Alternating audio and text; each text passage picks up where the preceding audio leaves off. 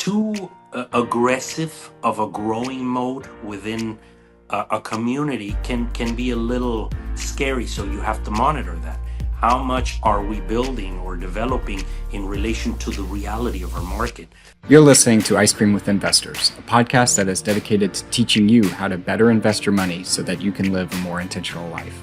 I'm your host, Matt Fore, and it is my goal to teach and empower you to remove the roadblocks to your financial success. All right, Jose, welcome to the show. Hi, Matt. Thank you so much for having me on your show. I'm excited to be here. Absolutely. Well, we like to start with the difficult questions here. What's your favorite ice cream? Yes, actually, I've listened to your show, and I knew that was coming. So, um, I interestingly enough, not to change the subject, but I used to own a chain of ice cream shops, Italian ice cream shops. So I know about this business, the ice cream, gelatos, gelaterias, and sorbetos, which is a water-based. Yeah. I like a lot of flavors, but one of my favorite ones actually is dulce de leche, and stracciatella is another one, which is strips of chocolate in a vanilla ice cream. But I have many. I wish we were having ice cream right now, actually. But that's That yeah. that is my goal, is that we could do these in person one day and then ultimately just sit here and eat ice cream. But Amanda owned ice cream shops. What's the story there? You might be the first person that I've had on the show that's owned an ice cream shop. Yes, that's interesting. Years ago, I owned one of the first few upscale Italian gelaterias here in town in Houston, and which turned into a chain. Starting with one store, we ended up having 6 or 7 of them at one point, combined with delis. We had other products in it, but it was Italian coffee houses and gelaterias, and it was a successful business here. Sold it at some point and moved on to something else. But it was a fun business while I was in it. Since it was Italian themed, did people have to stand and drink their coffee, or did you have seats and Americanize it where they could sit and eat, drink? Both. It was very Italian. There was a bar where you could stand there and have your coffee. It was before Starbucks. Before Starbucks. Well, they existed in Seattle, but they weren't all over the place. And we had both. They were fancy, and we had a line out the door, especially at night, because one of the interesting things is we also sold liquor. So after dinner, people came to have ice cream, desserts, and a drink after dinner drink. So it was successful. But I and, love. and interestingly enough, one of my encounters with real estate is that, and some of the things that I write now about is how some people get into real estate. Um, as a collateral damage of other businesses. In that particular business, some of the locations we owned the property, so we were our landlords and our tenants, and that's how many people end up with in the world of real estate, needing space for their own business, and before you know it, they're landlords, and that's how some of those examples happen. I love it. So tell our listeners, what is the scoop? What do you do today? Well, today I'll talk a little bit about what I do today and what I've done for my entire career, which predominantly I've been an entrepreneur. I've started businesses, built businesses in different fields and different industries. But the bulk of my career, I've been in the residential construction business for 25 or so years. I've been building homes. I focused in inner city construction, transitional neighborhoods, a very niche market. I can talk for hours about this business, so we'll try to narrow down a few subjects. I got into this business with no experience, which I don't recommend. I knew nothing about construction. I knew very little about real estate. I was just intrigued by entrepreneurship, by starting businesses. And this was how they started, with a very small investment, uh, of a small property where we could fit a bungalow basically in the inner city, where back then in the late 90s, it wasn't very popular being a builder. Now everybody wants to be in real estate, and it's become a humongous part of our economy and employment and of investment portfolios, but it wasn't really as popular as it is now. And this business, being that we had very little experience, somehow we kind of reinvented the wheel unnecessarily.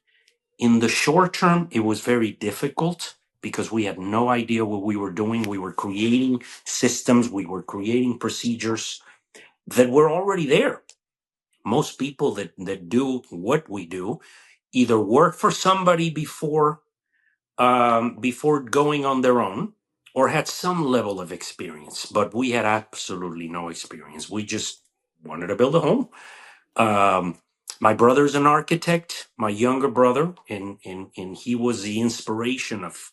I was the investor, he was the builder, and we didn't know what we didn't know until we got in it and started understanding a little bit at a time how complex this industry is. So, long story short, is we built this from a 800 square foot bungalow with a very small investment. We turn it into a $100+ million a year company where we were building approximately 200 homes a year. Wow. It took us a few years to get there, with a lot of focus and sacrifice and reinvesting, very, very, very responsible and methodic in the way we went about in retaining our earnings and reinvesting every development, and every dollar we made, we put it back into the business, which it's really the only way to grow. This is a very capital intensive business where you need not just equity and your own money. We didn't have investors, by the way, but most people go about it by raising capital, equity capital, and then getting the rest from a bank. So we started so small, nobody knew us. We didn't really have a lot of contacts. So we just reinvested and got involved with a number of banks until the company grew. And that's chapter one. It was a lot of work, a lot of sacrifice, a lot of discipline, long hours, until, of course, the crisis, the famous 2008, where the whole industry collapsed. And I don't know where you want me to, what part of that would be interesting to discuss, but we'll get back to the crisis. I'll just tell you where I am now. So somehow we survived that crisis because we were over leveraged. We had a lot of work in progress, a lot of homes on the ground. What caught me by surprise was the toughest part was supporting land, because you cannot fire sell land in a crisis of that magnitude. It's relatively easy to fire sell a house. There's your pool of buyers is incredible. It's tremendous. You can get rid of a house. It's hard to get rid of land positions because the bulk of your buyers are other builders. And at that particular moment, builders were not interested in acquiring land. So supporting that, the carrying costs, the property taxes, the implications that it took carrying land were devastating. And that's really what almost put us out of business. But we made it through. We had to build a company twice. Again, we lost so much money. We had to let go a lot of people. It was a very painful period of time. But we rebuilt the company. Was somehow, I'm going to skip all that because that would take an entire new show, an entire hour to explain that one. But rebuild the company and eventually started diversifying into other sectors of real estate, commercial, multifamily. We did a few apartment complexes and remodeled, updated a lot of properties. And it's another interesting story as to how we transition from residential construction into other sectors. But yeah, we can talk a little bit more about the single family construction. Um, what do you think would be interesting to discuss in the area of single family building? Yeah, so a lot of story there. Thank you for that high level overview. I guess just to make sure that I've got the right context, you started in the 80s, so that was after the S&L crisis, right? Or after the savings and loan crisis, which really hit Texas hard at that time. Yes, yes, but at that time I was not in the residential construction business. I was in a number of other industries. We started in the residential construction business in the late 90s. Okay, So, gotcha. which because the crisis had been pretty long in this region, in Texas, being predominantly an oil and gas, energy economy, it took a while for it to come back. And nobody was building, very few people, some of the very big companies in the suburbs, but the inner city was forgotten. We really had very little competition. And it was very interesting because we went in an industry where we were sort of the few ones building inside the loop, what we call in the inner city. And little by little, more and more competitors came in until they flooded the market. But our timing, without knowing it, was pretty good. Yeah, that whole time period, people forget that in the 70s, 80s, even up to the late 80s, the inner cities of most big cities was not really an area that you wanted to go hang out in and things like that. Something happened in the 90s that said, okay, maybe we can potentially go there, but nobody was developing. So you guys were ahead of that curve. You mentioned Yeah. something during your story, though, that you were over leveraged going into the '08, '07 to '09 time period, I guess you could say. What does over leveraged actually mean in that context? Did you have a lot of cash outlaid on land that you didn't option? Did you over leverage through the bank? Or did equity prices, just like home prices, bring down your loan to values? All of the above. You are correct. All of them put together. But let's start with a more fundamental one, which is banks have learned a lot, incidentally, from these crises. This is how they come up with new rules, regulations, systems. But back then, the more you were established, the more money they would lend you in relation to the value of your development. There were developments where you could get a high percentage, 80, 90, even Wow. 100%. If you had cash reserves, if the bank knew that you were bankable and you had been in business for a while, they would lend you 100% of the cost.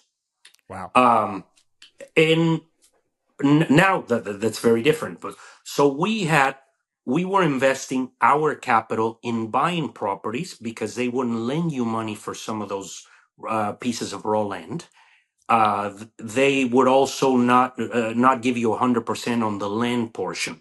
So you would overuse these lines of credit to build homes. And to put it in perspective on a balance sheet, which is the relationship between your assets and your liabilities, you normally want a very healthy difference between those two. And banks will not normally want you to have loans or a total exposure of liabilities that exceeds 2 to 3 times the amount of your net assets or the equity in your company. So if you have $1 of your own money in a company, that means that they will probably lend you 2 or 3. All right, so that's a healthy. Back then, you could borrow 6 or 7 times the amount of equity that you invested in your company. And it was very normal. Banks would borrow themselves 10 times. If you would deposit $1 in a bank, the bank goes and borrows 10. And then they relend it and so on and so forth. So leverage was much more friendly, much more laid back, much more relaxed back then, where you could borrow more in relation to the amount of money that you had invested in your company. So, if we had, let's say, uh, 20 or 30 million dollars of capital, we could borrow 6 or 7 times that. And that's what leverage is. That you're borrowing too much in relation to how much capital you've invested in. Now those things have tightened up and gotten a lot more cautious and strict. The banks are watching your balance sheet and they're watching the amount of money they lend you in relation to how much you're investing, the so-called skin in the game. They want to see more of your money. And also, as you mentioned, we also owed money on land at a lower leverage, maybe 50 cents on the dollar, which we had to support. In part of the other equation of the leverage part is that at some point you have a lot of work in progress, a lot of homes, a lot of lots being developed. And if your sales activity slows down, the consumption rate, what we call, starts slowing down, all of a sudden that starts causing a bigger impact. When you're selling your homes the moment you finish them in a healthy market, you don't see it. You don't see that weight as tremendously as you see it when you start having finished homes sitting on the market. And that's part of the risk, the gamble that you play. Going back a little bit with our model, we were and still are, because part of what I do, I still own a couple of construction companies, residential construction companies. And there's different models, of course. There's many different models from a custom home builder to a track home builder, which are the bigger public companies. They're track home builders. They build huge subdivisions. They create their own ecosystems, basically. We were somewhere in between a um, a volume builder, what they call a semi-custom, where we build a lot of different floor plans, a lot of different styles and elevations and designs scattered around town. But we were also a spec home builder, which means that you're building it without having a buyer. Once you build it, once you complete it, or at some stage of the construction, you put it up for sale and you start looking for buyers. That's a risky business if you don't know what you're doing. You're Mhm. assuming that you know what the consumer wants. You assume that you know what to build, where to build, what price point to be, what the house must contain in order to sell at the given price. And all those factors, as we grew and expanded our business, we were very familiar with them. So we were able to obtain very large lines of credit to build spec homes. That's part of the leverage part. We knew what we were doing and we were very good at it, which was a double-edged sword because we were trusted. Therefore, we were given a lot of money to do these projects when it was Yep. probably not the right time to be borrowing so much. So, Yep.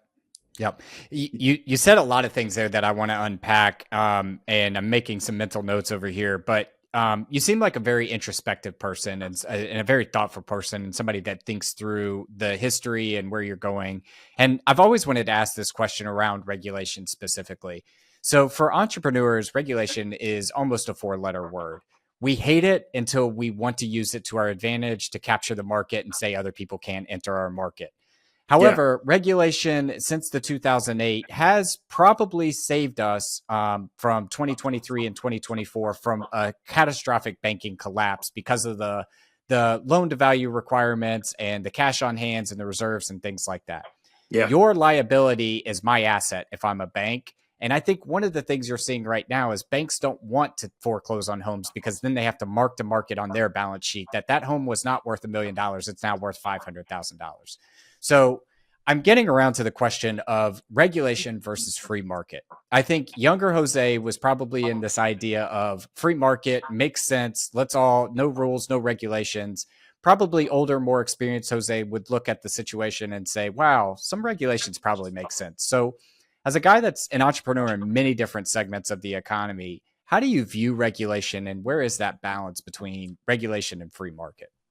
Yeah, very good question. And there's a fine line between regulation and free market, and where do you draw it? It's difficult. And you're so right. In the earlier years, I didn't want any limitations. I wanted to Right. borrow as much as they would give me and build as much. And regulation um, uh, exists in every corner of our activities within the business world, whether it's to manufacture, to produce, to borrow, to create things.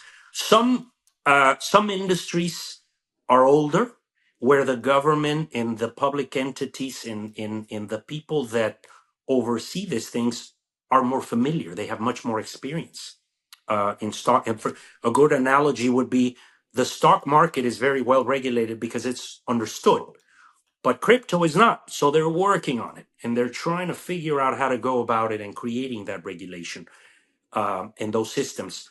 In the housing market, I think we were pretty good with the code factor, enforcing guidelines as to how to build.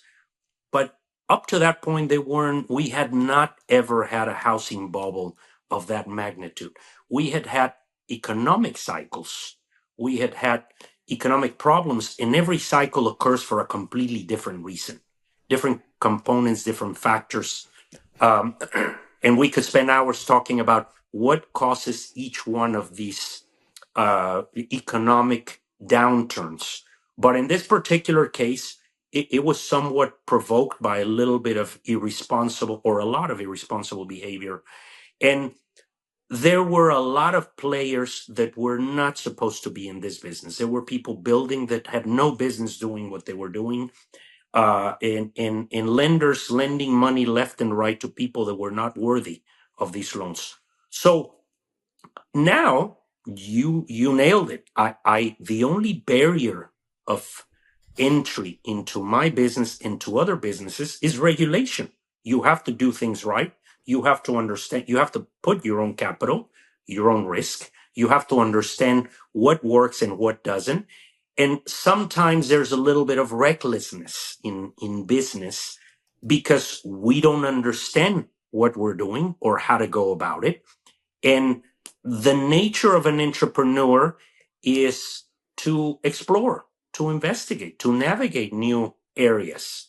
And somebody needs to put some limits as to how much you should investigate any given business. So with these regulations now, banks are certain they've learned the hard way, just like we did.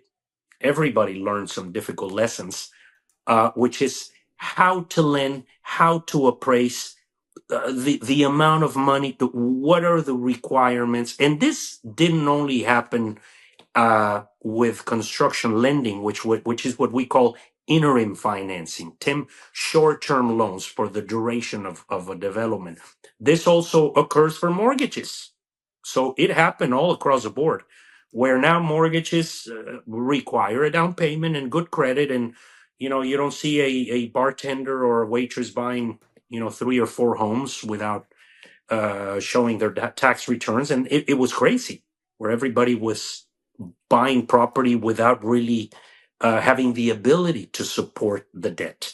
Now, at the very least, you have to show and prove that you can service the debt, make the payments on the property. Just that in itself is a huge um, progress within this industry. But to answer your question, we need it. It needs to be responsible. And I don't know that anybody knows the precise line between too much or too little.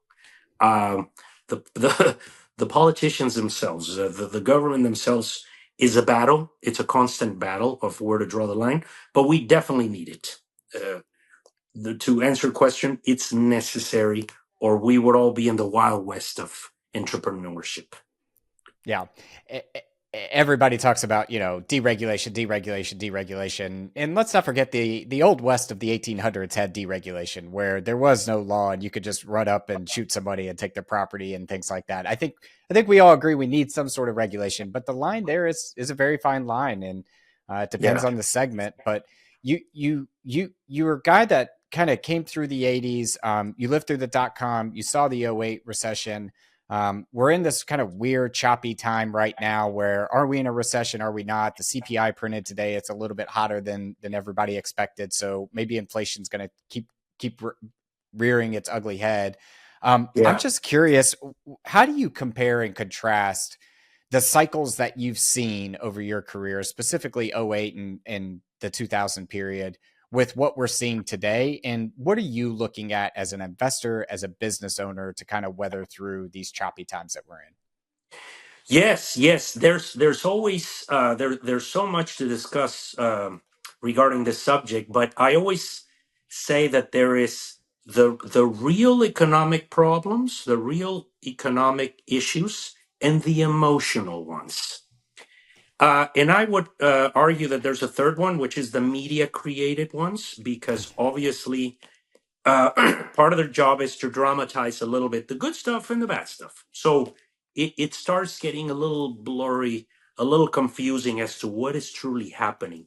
I'm a big proponent in doing your research and understanding the fundamentals of whatever business you're in.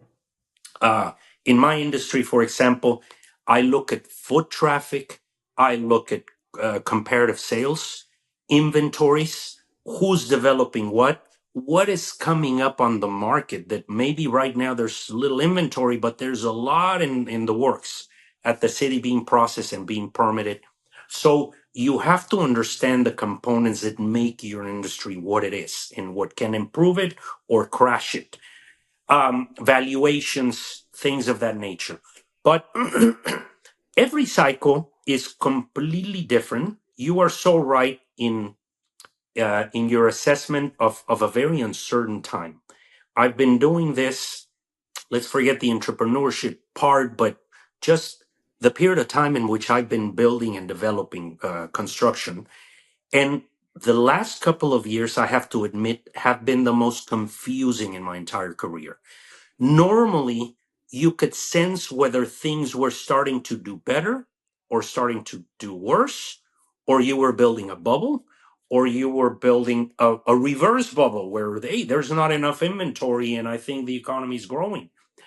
A combination of more responsible behavior, and although entrepreneurs have a very short-term memory, we make mistakes. 3 days later, we go and make the same mistakes because our nature is to just go forward and to do more and to build more and to grow and to profit. But this time around, because of all these new systems and technology and awareness, I think we're more cautious in not overproducing from apartments, mid rises, single family, commercial, retail. Everybody's a little more cautious because I think we are starting to understand that things can go bad. That is helping. And the uncertainty comes because for the first time, all of us are noticing contradicting information. This is weird. Normally, if things are all going bad or things are all starting to look good. But right now, on one hand, employment is great, growth is great. Cities are growing like crazy. There's a need for there's a growing population, growing economy, the growing need for goods and services.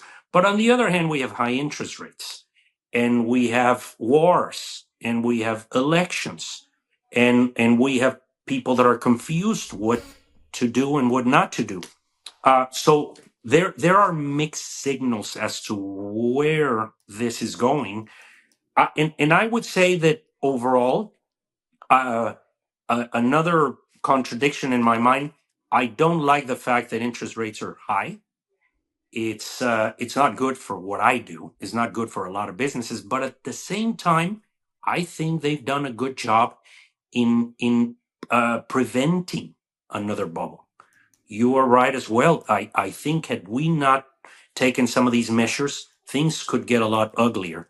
So somewhat, I think we've limited the impact of a very bad economy, and in exchange, we just have a little bit of uncertainty. We don't really know, so we just have to go. The only thing is just to take up our necessary precautions in this industry and not grow too fast, not do more than what you think you can handle, and that's probably the only solution in the short term.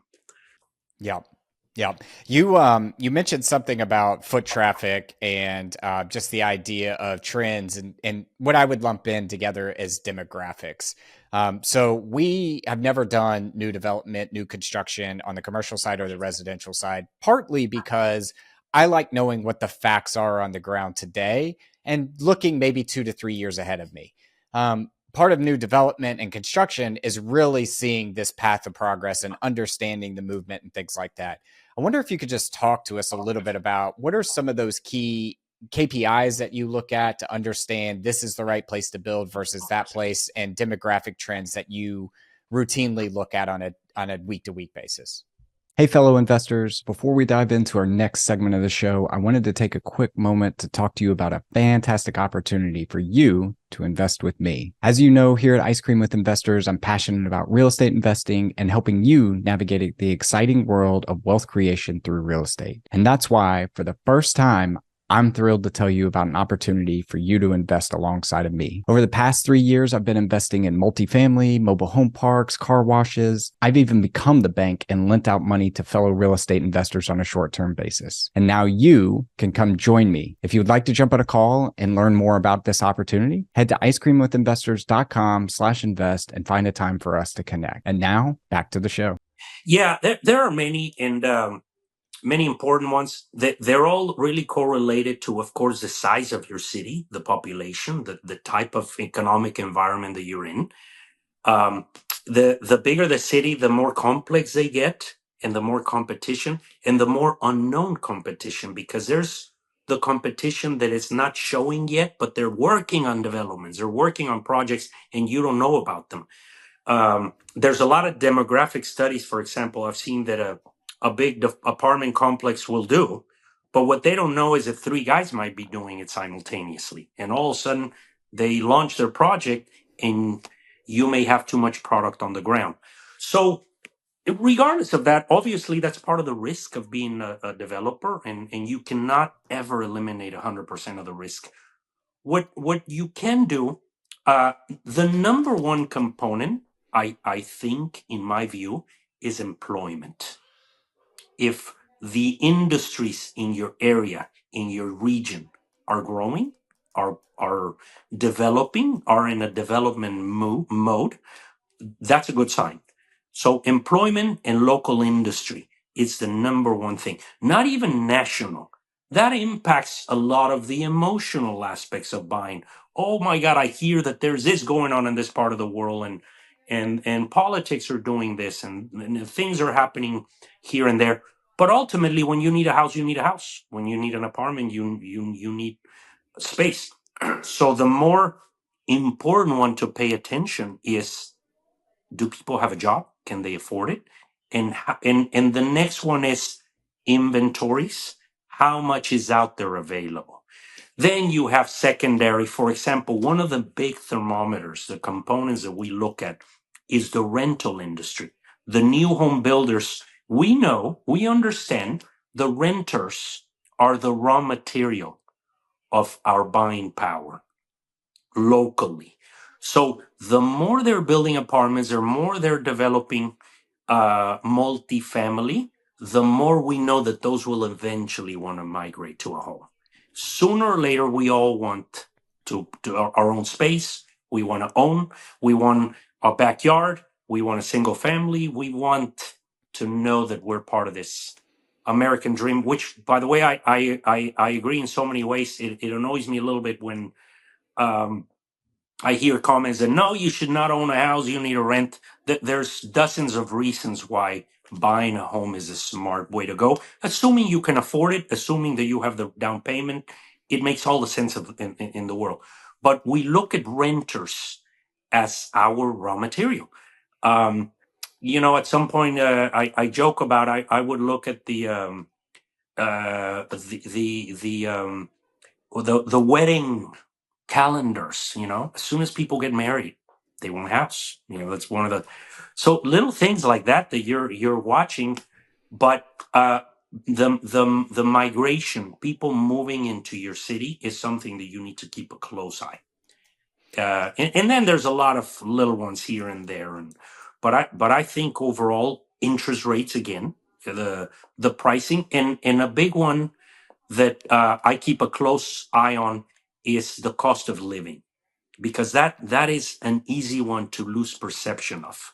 Sometimes cities start growing a little bit crazy, a little out of whack, It happened in San Francisco. It happened in Seattle. It recently happened in Austin, where population moved a little too quickly.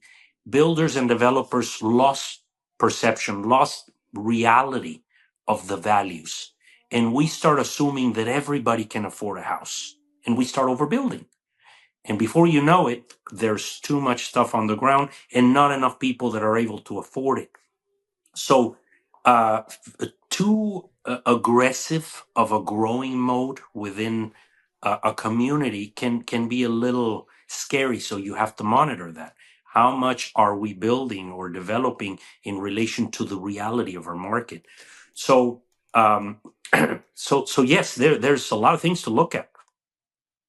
Yeah, and I would kind of summarize some of your statement as the media likes to project that there is a real estate market. There is a real estate market is really a subsegment of smaller real estate markets that roll up to the grander scheme. So, for instance, you mentioned Houston. Well, Houston has apartments, they have residential, they have office, they have car washes, they have convenience stores, retail, all that. And then you can dig down into the submarkets of real estate of Houston, Katy, Texas, Woodlands, all those sorts of things that have their own real estate market underneath Ecosystems. there. Yeah. Exactly. Exactly. So, one of the things that I've noticed specifically in the residential space is this tide of what I would call modular building. 3D homes, pre-built, ship them to the site, throw them up in a day or two. And no one's really seemed to figure out the economics to that business so far. I'm You just know, wondering, yeah, if you could yeah, comment on what you see in that space right now. that's very interesting what's happening. First of all, our industry continues to innovate. It's a moving target. It's modernizing as we speak in every sector, and you have to, as a developer, as a builder, you have to follow trends.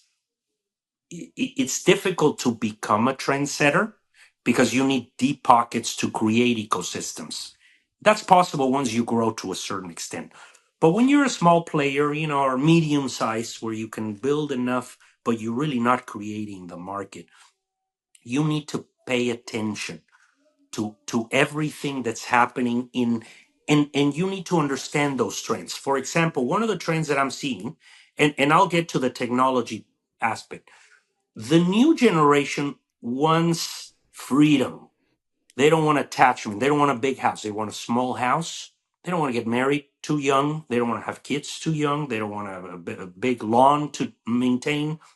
Um, the economy now is requiring smaller footprints, smaller rooms, communities that have certain amenities. So you have to understand your consumer as you build, as you develop.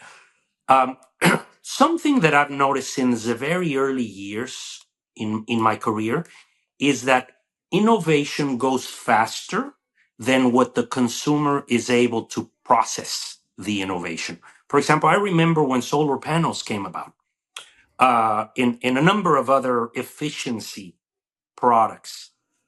The buyers weren't so interested in that because for two reasons. They didn't understand it very well, and because it cost a little more. Innovation normally costs a little more until they produce it at a massive scale, at mass scale. So I remember trying to be overly innovative in our developments with new features, and buyers would say, "Well, yeah, that's cool, but I'm not going to pay more than the house next door just because it has these items." So that's one component that these innovations need the manufacturers, the creators need to invest a lot of money educating the consumer because us as builders we don't have those kind of budgets to educate the public about what one product is in relation to another one. So we began to slow down being too innovative in the components of a house. We knew that the consumer had to ask for it. If they're not paying for it, if they're not asking for it, let's not overdo it because we're wasting time and energy and resources. Now, there's the other part, which is code. Okay, you can come in and print houses all day long, but if the city doesn't understand it, if the people who enforce the laws and permit these homes don't understand it, you're going to have a hell of a time. And who needs that? So we Hmm. also avoid it as developers. We don't want to spend. Yes, we want to innovate. Yes, we want to create new opportunities and new ways of doing things.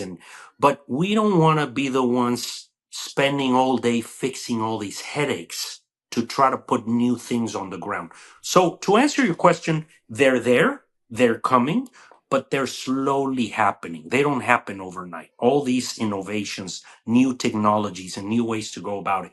I mean, I can tell you, if you only knew how many people present new materials to me and to my company, we have this way that will save you money.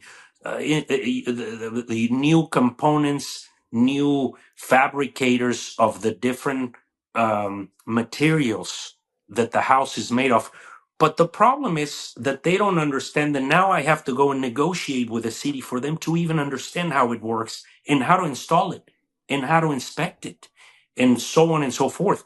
So there's a process, that starts backwards, and that's one of the difficult things about modernizing the world that we live in. That if the consumer doesn't want it and need it, it doesn't force regulators to understand it and enforce it and require it as a result. So it complicates. There's a chicken or the egg component in innovating too fast and too much. Yeah, that's very interesting. I think the places where I've seen it be successful is you need a huge population. Houston would be a great example. You need to localize your factory to that population. I think Houston has a number of factories kind of in the general areas. And then you need to have loose zoning requirements and loose code requirements, which I mean, Houston is known for their zoning and no zone code and things like Yeah, that. But ultimately, they get hit with a lot of hurricanes, so they have to be cognizant on the code and the material standpoint. So maybe that's not the best place to yeah, start. That's an exactly. interesting way to think about it, though. You're innovating backwards by getting the regulators on board, making sure consumers are there, and then you have to have the economies of scale at the production level to be able to get it out. Yeah, and that's why you see a lot of this progress, a lot of this innovation in smaller towns or outside the city limits of the major urban areas, because that's where they're more relaxed. That's where you will get even tax credits because you're bringing jobs, you're bringing construction, you're bringing activity. So you see more of this in the suburbs or in rural areas. Interestingly enough, and little by Right. little they start, and then they start educating the public, and then the public start the word uh will start passing around that, hey, there's this really cool new product and so on and so forth. But as a small or medium builder, it's very hard to be the one driving Right. that new force. Right. Right.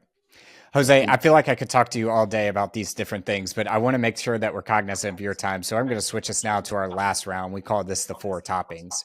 Our first one is I what is am your open, so I have time, and this is fun, and I could talk about this business for hours and hours, and but yeah, go ahead.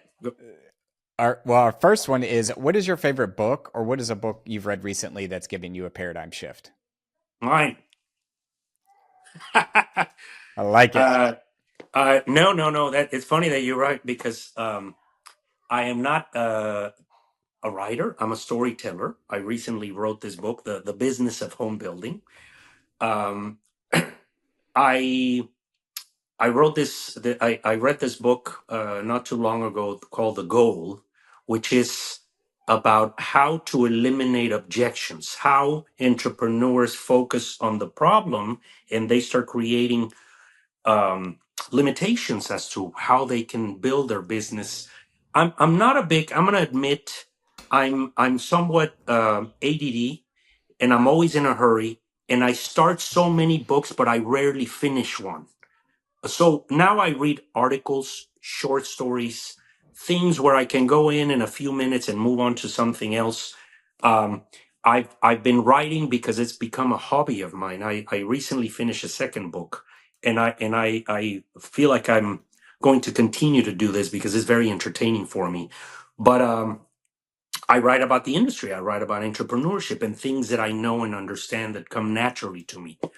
So yes, I have trouble sticking to a prolonged period of time reading a book. Even when I'm on vacation, now I have kids, and they don't let me sit down for 5 minutes and finish a whole page of a book. So that's a Yeah. problem. Yeah. And Yeah. Well, our second one is, what is the best piece of advice you've ever received? um, I've received many, and I could think of dozens of them. Some of them more business oriented, life philosophy. Um, but I'm gonna say one that's as a business operator, which might help not only in real estate, as a leader, as a boss, as a director of an entity. Throughout the years, I've invested a lot of time mentoring, training, teaching, and sometimes I spend too much time helping people that work around me help me, instead of letting them do the job and allowing them to make mistakes, show me that they're capable, or moving on to the next team player. So the advice is, as a leader, don't burn yourself out. Don't spend too much time trying to make your team succeed, because they either have it in them or you make changes and adjustments.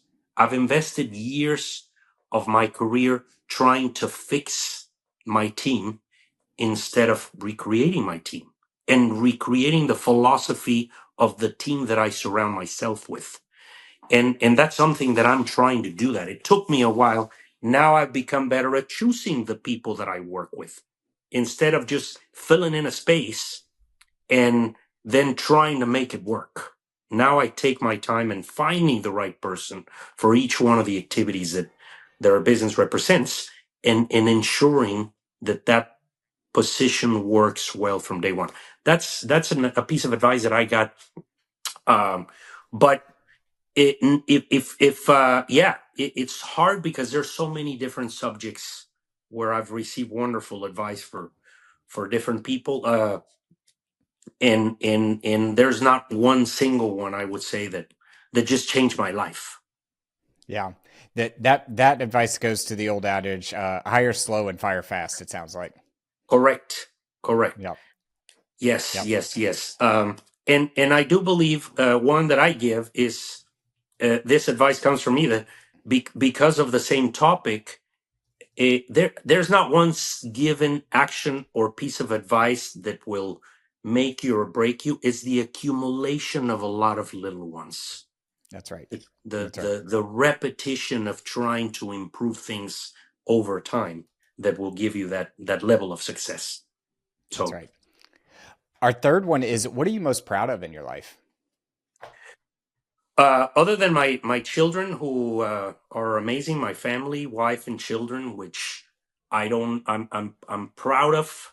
They tolerate me. They know how busy I am. They know how I'm always doing something, and they've become very, very tolerant of my busy lifestyle. Proud of them, but I'm proud of my ability to get back up every time I fail. I am not a one-hit wonder. I am not one of those entrepreneurs that hit a home run, that started a business and and skyrocketed to the moon and they became gajillionaires. I have not had that trajectory. I'm most proud of having failed so many times and not having invented anything or created something that made me wealthy overnight. I had to, by trial and error, keep going. Persistence is what I'm most proud of. I don't give up. I get tired. I feel like giving up almost every day. Make no mistake. I tell people, hey, you're gonna feel it. You're gonna want to walk away from your business, from your activities very often. That's not wrong. I feel that way too. I just don't give up. I just keep going and keep going. So persistence is what I'm mostly proud of. I just keep going, and I fail, and I've started again. I'm very proud of having started from scratch multiple times, and I don't know why, but I found the strength at some point to just keep going. Yep. Love it. Our fourth and final one is, if you could sit down and eat a bowl of ice cream with anyone, dead or alive, who'd it be and why? Well, no, I'm not a big uh, celebrity or no one probably that's alive. I would say with my dad who passed away, who I wish I would have had more time to spend with a clear mind, because the last few years that he was alive, I was very busy. So yes, it would be with my father, under no rush or pressure, um, in under different circumstances than the ones that we live on this earth, which is being in a hurry all the time and having so much. So I'm going to make the comment that what would be amazing to answer this question is if we could actually sit with someone and have ice cream and be there and be present and be focused on the person that we're with, as opposed to be thinking about so many things that life has become such a pressure, such a rush, such a long, never ending list of things to do, that sometimes we sit and have an ice cream with someone wonderful and we're not present. So even with whom, I would say how to be when you're having some ice cream with someone is what I really want to get to, where I can focus on my ice cream and the company that I'm with. Probably the best answer we've had so far. Jose, fantastic conversation, valuable to us. If our listeners wanted to reach out to you, learn more about you, where is the best place we could point them? I have a personal website, joseberlanga.com. That is my website. Most of my businesses don't really, they're real estate investments, and they don't require a website. So I'm not very active in social media, but I will be. I'm working on it. I'm working on a few things, including my first book and the second one. So I will start being a little more active in this field. But for now, joseberlanga.com. Perfect. We will link that in the show notes. And then, Jose, thanks for coming on the show. Thank you, Matt. Really appreciate the invitation. It's been great being here.